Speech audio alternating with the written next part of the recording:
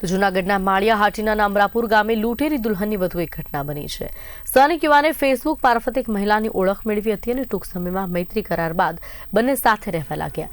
આ દરમિયાન મહિલાએ યુવાનના ઘરમાંથી દાગીના અને રોકડ રકમ લઈ ફરાર થવાની ફરિયાદ કરવામાં આવી છે। ઘટના અંગે માહિતી મળતા માળિયા હાટીના પોલીસ સ્ટેશનમાં ફરિયાદ નોંધાતા ત્વરિત કાર્યવાહી થઈ હતી। પોલીસે મહિલા આરોપીને ઝડપી પાડીને આગળની તપાસ શરૂ કરી છે।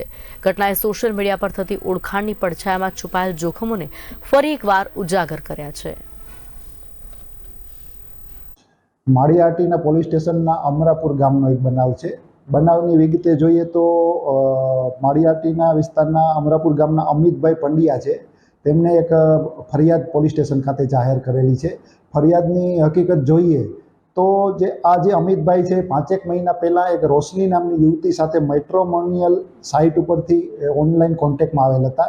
બંને વચ્ચે ફ્રેન્ડશિપ થયેલી હતી અને અવારનવાર બંને ઉપર સાથે ફોન ઉપર વાતો થતી હતી। ત્યારબાદ આ બંને એકસાથે રહેવાનું નક્કી કરેલ હતું અને આ છોકરી છે એ યુપીથી રાજકોટ ખાતે આવેલી હતી। રાજકોટથી ફરિયાદી અમિત તેને અમરાપુર ગામ ખાતે લાવેલો હતો।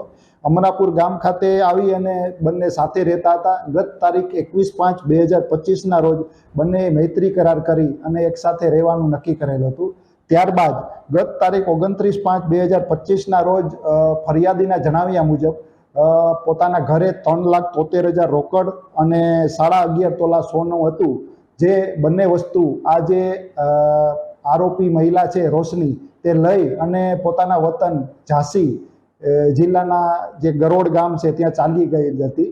ત્યારબાદ ફરિયાદીએ પોતાની જે મૈત્રી કરાર કરેલ યુવતી છે તેમનો સંપર્ક કરેલો હતો અને તેમની સાથે વાતચીત કરેલ તો બંનેને ફરીથી પાછો કોન્ટેક્ટ થયેલ અને આ યુવતીએ કીધેલ કે ભાઈ હું મારા કૃત્ય બદલ માફી માગું છું અને આપણે બંને ફરીથી સાથે રહીએ। જેથી આ ફરિયાદી આ યુવતીને પરત ઝાંસી જઈ અને અમરાપુર ખાતે લાવેલ હતો।